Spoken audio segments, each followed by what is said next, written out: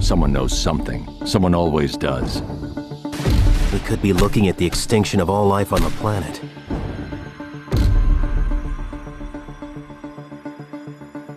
Gotta be her. Humans simply will not give a crap unless we force them to. We need Harley Quinn. Nuh-uh. I'm done with capes and tights and masks. Just trying like hell to lead a normal life.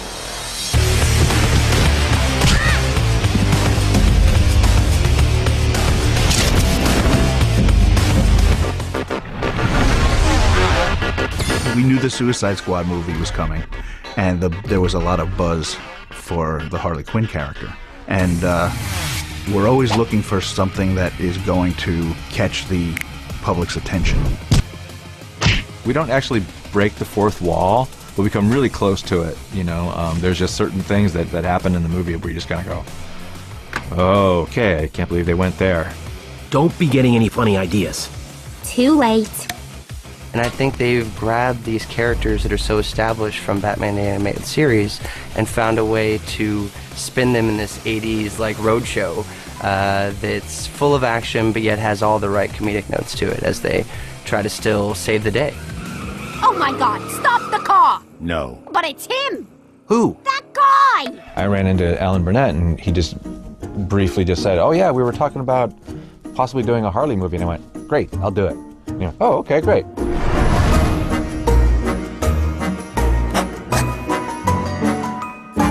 I was invited onto this project after Bruce had done a ton of storyboards. They're all on paper. They're all just kind of brought into my office, and I flipped through them and I'm like, this is almost done, frankly, you know. And it's brilliant. It all kind of fell into place, at least in my head, pretty easily. Bruce is the one person who has the closeness to it and the emotional distance that it's totally legitimate. I had a really good working relationship with Jim Krieg, and he was available and was eager to do it, so we brought him on to turn my outline into a script, and it turned out to be a really good collaboration between the two of us, I thought. I think you can just assume that if you liked the joke, it was Bruce, and if you didn't, it was probably me. You know what I am? My punishment for dropping out of med school. Wrong. This is kind of a strange red-headed nephew of Batman the Animated Series. But don't show it to your kids thinking that it is Batman the Animated Series. It is its own thing, kind of extrapolated. Well, Batman the Animated Series was so popular, and a lot of credit needs to go to Bruce Timm for that. Oh, it's absolutely drawn in that classic Batman style. Kind of similar structurally to an episode of Batman the Animated Series that we did years and years ago called Harley Quinn. It's basically the 48 hours kind of model, you know, where the cop has to team up with a criminal to catch another criminal. You'll help us or the rest of the world will cease to exist. As insane as you are, you enjoy living. The basic story of the movie is an investigation into the secret doomsday plot on behalf of the plant world to destroy the animal kingdom. Poison Ivy has teamed up with a character named Jason Woodrue, who in the comics is this old school villain called the Floronic Man. So Batman and Nightwing are investigating, and they realize, oh, we should probably, you know, look at some of Ivy's, you know, known associates from the past, and they kind of go, oh, that means we need Harley Quinn. Gonna lose that hand. Hello.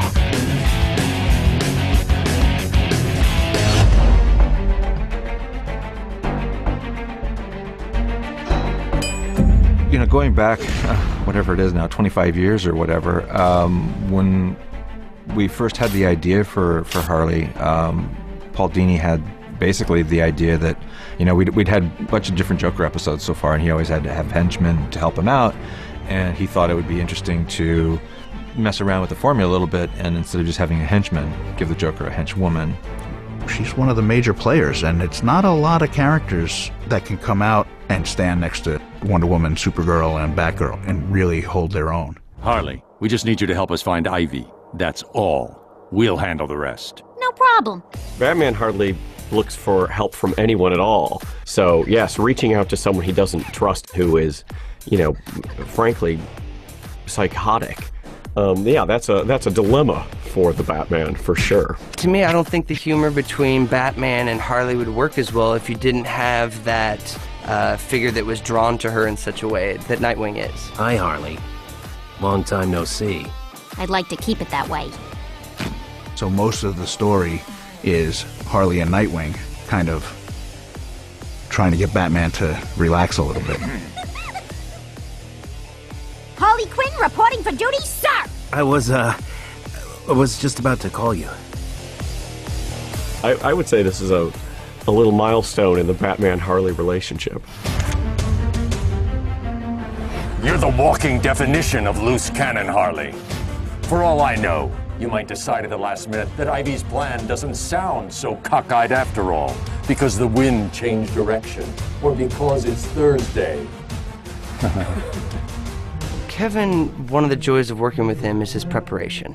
His resonance and tone for that character is so established, and that's what I think fans have come to love about him, that he has this gravitas and presence, but yet still you can hear the heart behind the mask. It's a fascinating story, and it's a complicated story, and there are some surprise turns in it that I think audiences will get a big kick out of. We have a new Harley Quinn in this movie, Harley Quinn, day one. and it's Melissa Rauch from Big Bang Theory. And I could have kicked myself because I watched Big Bang like every week, and I knew exactly who he was talking about, Melissa Rauch, and it was just like, duh, she's like, she would be perfect. First of all, when I found out that I was going to be playing this role, I cannot tell you how overjoyed I was. When the offer came into my inbox in my Gmail and I just saw Harley Quinn, I went, what? Harley Quinn, what's this about? Face it, sugar, I got something you want, and you sure as shooting got something I want. So be a good boy and maybe Mama will give you a cookie. And Melissa was just sensational. Her timing and comedic style couldn't be better. Lauren Lester comes back as Nightwing, and he was the original Robin in Batman the Animated Series. Lauren stepped right into the role, I think like sliding into an old shoe. He, again, so versatile, so to hear him play the comedic timing that was needed for this piece, he really brought that to life. I love this script. It really captures the essence of the show again. Last I heard, Harley went off the grid after she got out on parole. No one's heard a thing since. Rumor is she's gone straight, but also just plain gone.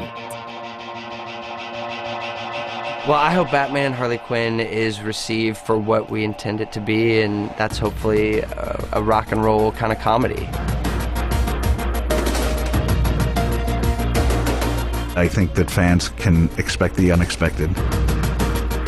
I think they're in for an exciting ride. So be prepared. It's really unusual, especially compared to the movies that we've been doing lately, where they've been, getting more and more serious and more adult. This is definitely a left turn.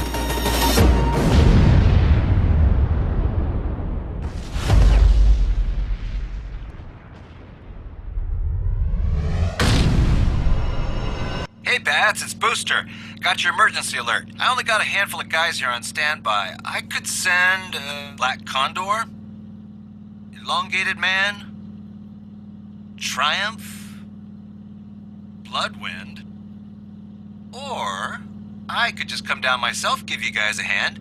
Not much going on up here. Foosball table's still busted.